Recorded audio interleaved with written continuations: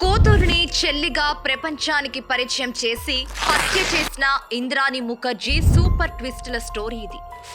ప్రపంచంలో అమ్మని మించిన యోధురాలు లేదు అని కేజీఎఫ్లో రాకీ బాయ్ చెప్తే విన్నాము, కానీ ఈ కథ దానికి పూర్తి విరుద్ధమైంది. అదే ఇంద్రాణి ముఖర్జీ తన కూతురు ఆశా భోరాల కథ. అసలు ఎవరి ఇంద్రాణి ముఖర్జీ? ఎందుకు తన సొంత కూతురుని చెల్లి అని బయట చెప్పి అందరినీ నమ్మించి చంపేసింది? ఈ మర్డర్ మిస్టరీ ఎలా వీడింది? రండి కథలోకి వెళ్దాం. అంతకంటే ముందు మా వీడియోలు గనక మీకు నచ్చితే మా ఛానల్ని సబ్స్క్రైబ్ చేసి మమ్మల్ని ప్రోత్సహించండి. ఇక లేట్ చేయకుండా కథలోకి వెళ్దాం.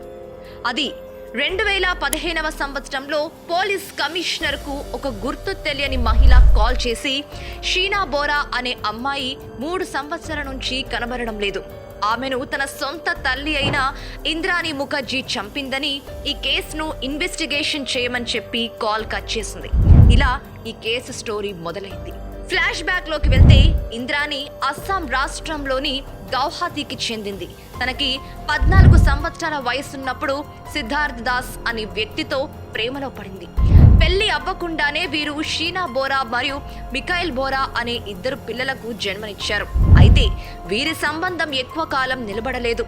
తరచూ ఇంట్లో గొడవలు పడుతూనే ఉండేవారు. అయితే ఈ నేపథ్యంలోనే వీరు ఇరువురు విడిపోవాలని నిర్ణయానికి వచ్చారు.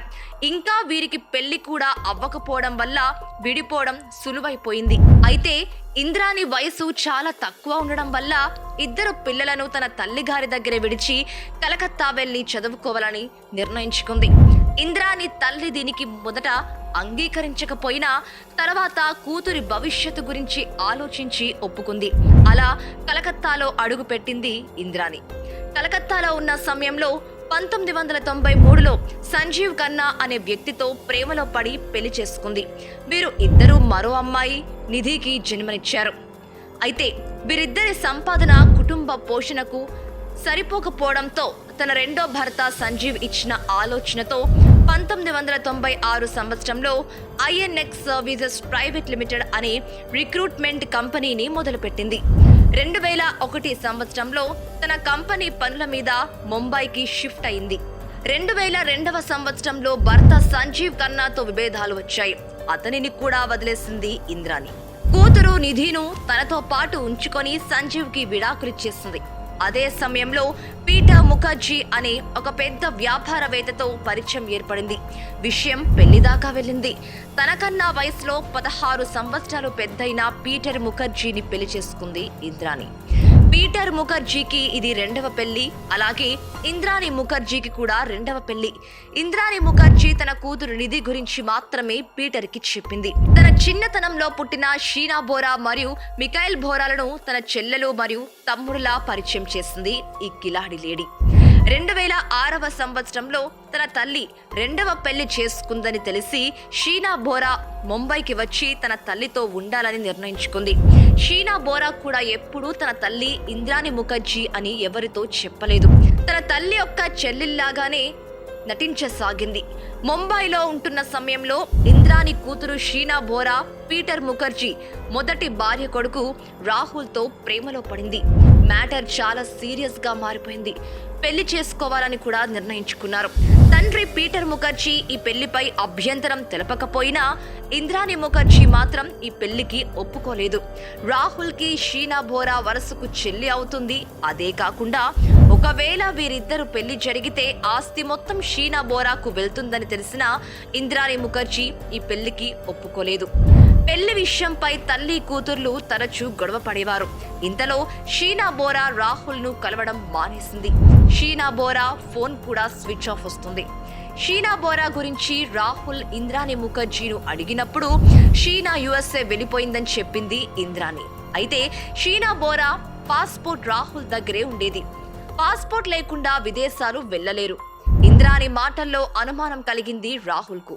ఈ అనుమానం అలానే ఉండగా షీనా కోసం పోలీస్ స్టేషన్లో కంప్లైంట్ ఇచ్చాడు రాహుల్. కానీ పోలీసుల దగ్గర నుండి పెద్ద స్పందన రాలేదు.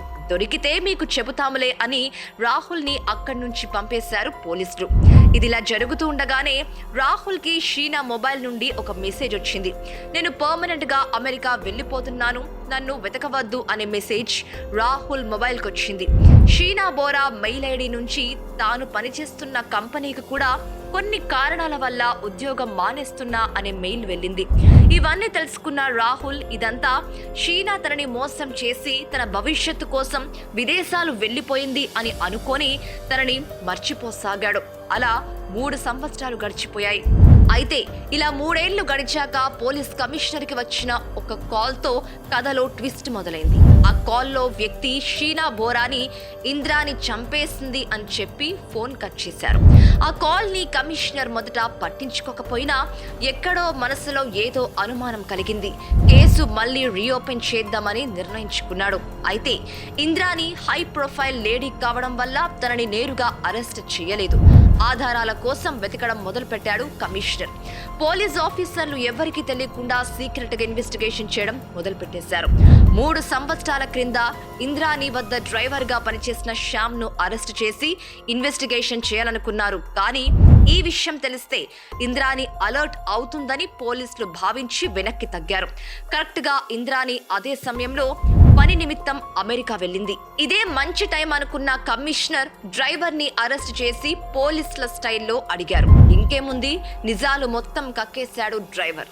షీనా బోరాకి ఇంద్రానికి రాహుల్ తో పెళ్లి గురించి తరచూ గొడవలు జరుగుతుండేవని, ఎలాగైనా షీనా బోరాను చంపేయాలని ఇంద్రాని ప్లాన్ చేస్తుందని, ఈ ప్లాన్ లో తన నమ్మకస్తుడైన డ్రైవర్ శ్యామ్ ను మరియు తన 2వ భర్త సంజయ్ ఖన్నాను చేర్చుకుందని, 2వ భర్త కూతురు నిధి ఇంద్రాని వద్ద ఉండడంతో షీనా బోరా చనిపోతే సంజయ్ ఖన్నా కూతురికి ఆస్తి ఎక్కువగా వస్తుందని, వచ్చే ఆస్తిలో నీకు వాటా ఉంటుందని చెప్పి 2వ భర్త సంజయ్ ని నమ్మించి ప్లాన్ లో దింపించిందని చెప్పేశారు డ్రైవర్.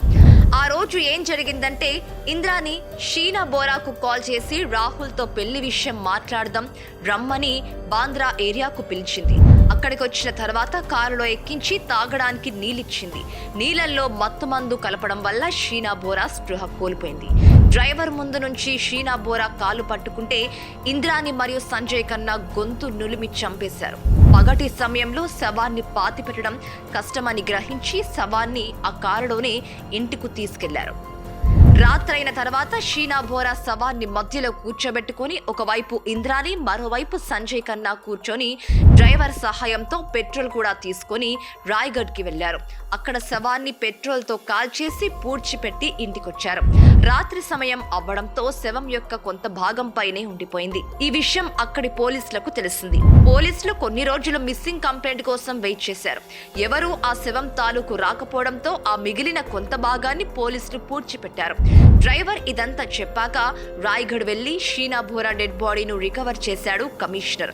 లోకల్ పోలీసుల ద్వారా మిగిలిన శవం యొక్క భాగాలను కూడా రికవర్ చేశాడు. అయితే ఇందులో ఇంద్రాని హస్తం ఉందని నిరూపించడానికి హత్య జరిగిన రోజు తన మొబైల్ లొకేషన్ చెక్ చేశారు పోలీసులు. ఊహించిన విధంగానే హత్య జరిగిన స్థలంలోనే 3 హంతకుల లొకేషన్ ట్రేస్ అయింది. కాల్ రికార్డ్స్ కన్ఫర్మ్ అయ్యాక ఇంద్రాని ముఖర్జీని అరెస్ట్ చేశారు పోలీసులు. ప్రస్తుతం ఇంద్రాని జైల్లో ఉంది. రీసెంట్ గా తన కూతురు బతికే ఉందని జైల్లో ఉన్న ఒక మహిళ చూసిందని కూడా ఆరోపణలు చేసింది. ఇదంతా జైలు నుంచి బయటికి రావడానికి చేస్తున్న ప్లాన్స్ అని చాలా మంది అంటున్నారు.